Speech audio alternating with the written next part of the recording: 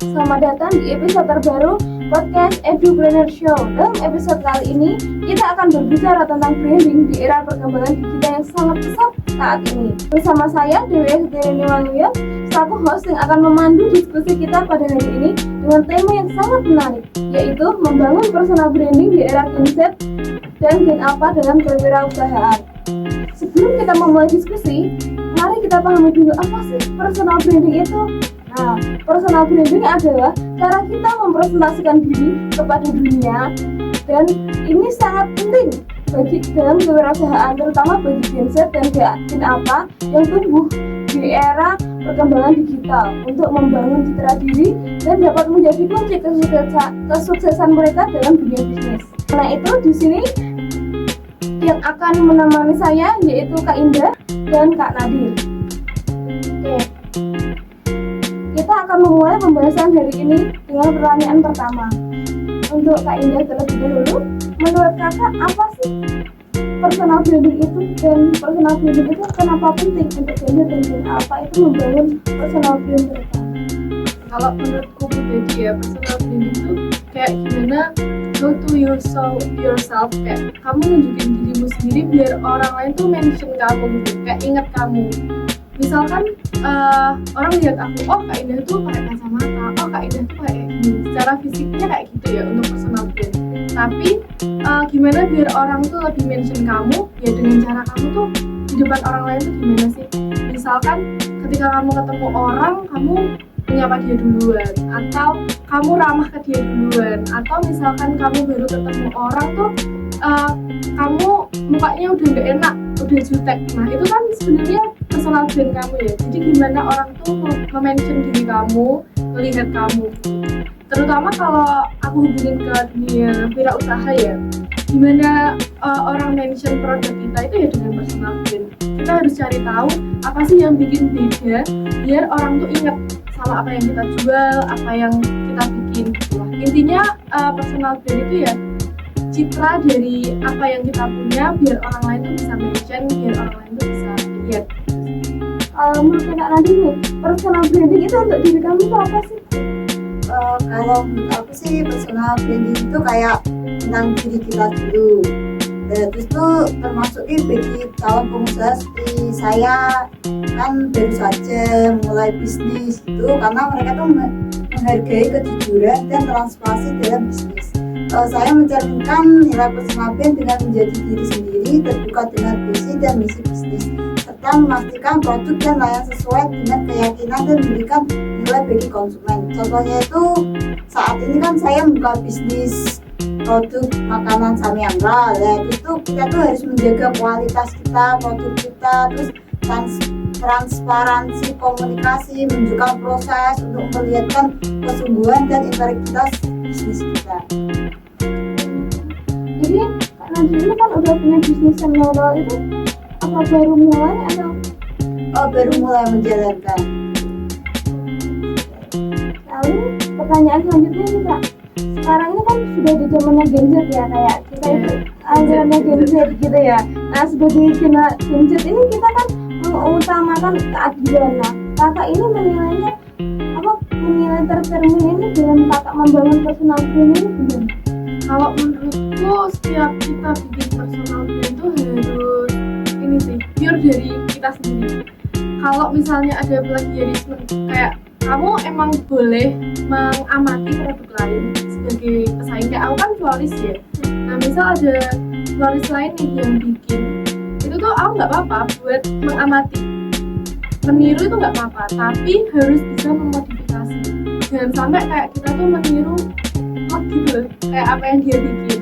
Atau kalau kita usaha kan jangan sampai itulah mensabotase milik orang lain. Kayak aku pribadi, ketika aku promosi, aku bikin postingan di IG, itu sebisa mungkin aku nggak ngambil dari produk orang lain untuk aku post di sosial media aku. Karena kan selain etika bisnisnya nggak ada, itu kan juga nggak adil ya buat pembisnis lain. Mereka kan udah capek-capek bikin produk, udah mikir ide untuk promosi, tapi kita dengan entengnya, dengan gampangnya ngambil itu untuk promosi punya kita. Nah itu menurutku nggak bagus sih. Itu juga akan merusak personal brand kita, karena kan apa yang kita ambil dan nanti kita buat itu hasilnya pasti nggak akan sama ya, dan malah bikin klien-klien itu kecewa. Kecuali kalau di aku pribadi, kadang klienku itu kan ngambil dari florist lain untuk dipesankan di punyaku. Nah itu aku biasanya ngomong sih kayak, maaf ya kak, nggak bisa 100% sama karena kan handmade. Jadi ya gimana caranya aku tetap menjaga styleku tapi menyesuaikan dengan keinginan klien dan customer. Mungkin nanti buat Kak Nadir yang lagi memulai juga bisa dicoba. Kalau Kak Nadir kan ini baru memulai nih, gimana nih membangun personal brand ini biar booming ini? Kalau menurut saya sendiri ya, mencerminkan nilai personal brand itu menjadi diri sendiri dulu, terus terbuka dengan visi misi kita dalam bisnis, terus tuh membangun kayak produk kita tuh harus terjual dengan orang lain agar orang lain tertarik dengan produk kita, tidak kayak kita tuh produk itu harus sama dengan produk lain tuh tidak harus, tapi tuh kita harus mengkreasikan produk kita. Kalau paling penting juga menurutku buat Gensi sama Gen Alpha itu testimonial sih yang paling penting. Jadi kayak misalnya nanti ada yang beli sama yang rollnya gitu, itu bisa kayak di screenshot chatnya untuk bikin testimoni. Itu menurutku paling manjur, karena kan sekarang takutnya ketipu ya, ada beli ini hasilnya ini. Mending kayak gitu sih, testimoni itu paling penting. Kakak nih, platform yang paling sering digunakan itu kan sosmed. Nah itu gimana kakak memanfaatkan sosmed itu biar brandingnya kakak itu terlihat? Kalau aku yang jelas sekarang kan Instagram itu ada, ini nggak apa-apa ya sebut Nggak apa-apa. di Instagram, TikTok sama Facebook itu kan ada platform iklan. Nah itu aku manfaatin bener-bener, tapi harus lihat waktunya. Kayak misal dari Senin pagi jam 7 aku ngiklan pakai layanan iklan kan kayaknya nggak masuk ya, kan masih pada sekolah, masih pada kuliah. Nah biasanya kalau aku sendiri tuh ngiklan di hari-hari kayak mau weekend gitu, kayak malam Sabtu atau malam Minggu gitu. Kalau enggak bikin konten yang lagi hits gitu sih. Jadi kayak nyari idenya di TikTok, apalah FYP apa gitu, FYP apa diambil terus kita kreasikan lagi gitu sih. Lumayan hasilnya, insight-nya dari orang itu bagus. Terus sama belajar fitur-fitur dashboard profesionalnya juga. Tapi kalau paling nge-reach banyak orang selama ini Instagram sih. 30 hari itu kadang aku bisa nge-reach 80 akun yang melihat. Tapi kalau untuk followers naik turun ya, kan orang malas ya nge-follow, kadang pakai fake account juga kan. Jadi nggak apa-apa, nggak masalah followers itu sebenarnya, yang penting iklan terus aja. Untuk buat Kak Nadir nih kan dia ini baru buatnya ada sosmednya nggak nih kira-kira? Nah Saya ini itu udah pasti ada. Contohnya itu Instagram sama TikTok. Saya itu bisa meningkatkan stabilitas bisnis dan memperkuat personal brand di situ tuh. Terus kolaborasi dengan influencer atau pembuat konten di masing-masing platform juga bisa menjadi strategi tambahan untuk memperluas jangkauan dan menarik lebih banyak audiens. Jadi kan sekarang itu kan lagi tren-trennya TikTok, terus pada joget-joget ya, di situ kita harus mempromosikan agar orang lain tertarik dengan produk kita. kakak ini kan itu udah jadi pengusaha muda ya. Nah awal-awal mau buka bisnis ini gimana nih biar awal-awal idenya itu buat jadi bisnis kayak sekarang ini gimana? Kalau aku dulu nekat sih ya, awal mula nekat karena modal awalku itu cuma 200.000 rupiah pas tahun 2022. Itu kan apalagi habis covid, kan ekonomi lagi berantakan banget, kebutuhan lagi banyak, terus kan covid juga ya kak.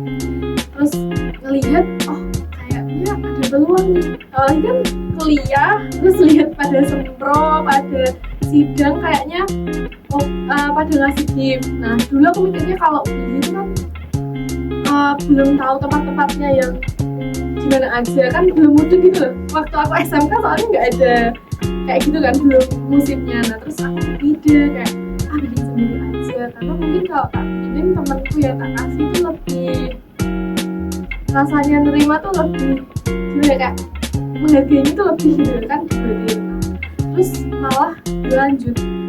Ya intinya kalau mau mulai usaha kayak Kak Nadir kan baru jalan, itu nanti pasti kayak ada ketipunya, ada ruginya, ada nggak lakunya, tapi harus nekat sama berinovasi. Itu sih kalau dari aku. Kalau Kak Nadir nih awalnya punya ide kayak kok aku mau bikin samyang roll, nah itu gimana nih?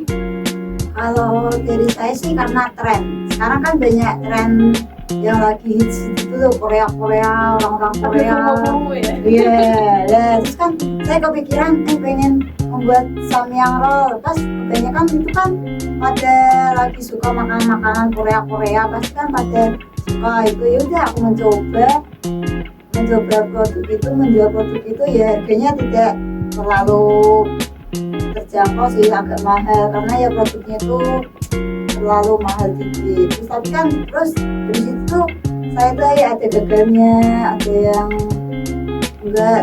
Ya udah aku coba terus akhirnya ya bisa.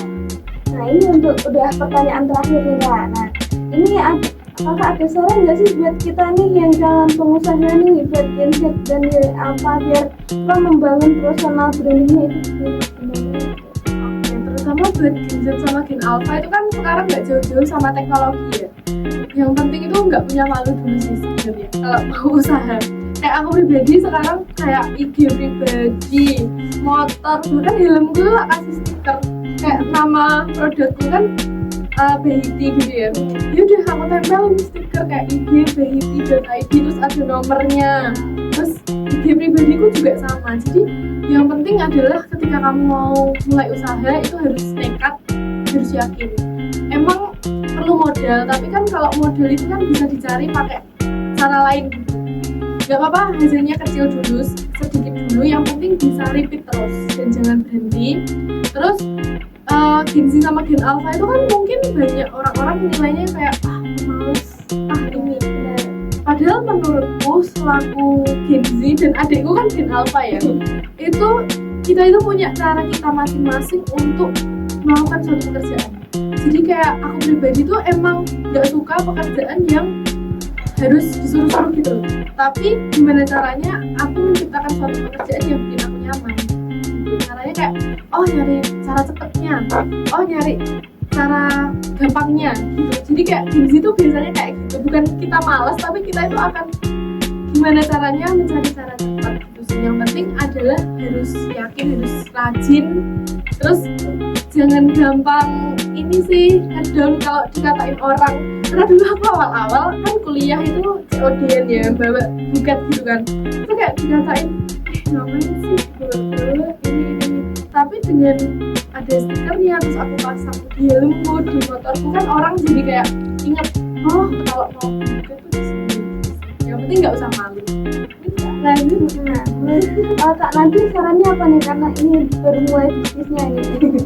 Kalau saran saya untuk pengusaha muda Gen Z dan Gen Alpha dan membangun personal brand dan bisnis di era digital ini tetap otentik dan konsisten menyampaikan nilai secara cerita brand, karena audiens itu lebih menghargai kejujuran dan transparansi. Terus gunakan platform digital secara strategis dengan konten menarik dan analis data untuk memahami audiens, terus tetap mempertahankan identitas brand kita. Terus yang terakhir itu interaksi aktif dengan konsumen, membangun loyalitas di era terhubung. Terima kasih, kita sudah pembahasan akhir. Terima kasih Kak Indah, terima kasih Kak Nadir. Nah teman-teman, akhirnya pembahasan kita udah berakhir ya. Jadi di sini dapat saya tarik kesimpulan dari pembahasan hari ini, yaitu personal branding itu terus menjadi aspek penting dalam kehidupan profesional generasi muda saat ini. Nah, jadi Gen Z dan Gen Alpha ini perlu belajar terus gitu untuk beradaptasi dengan perkembangan teknologi yang baru. Terima kasih dan sampai jumpa.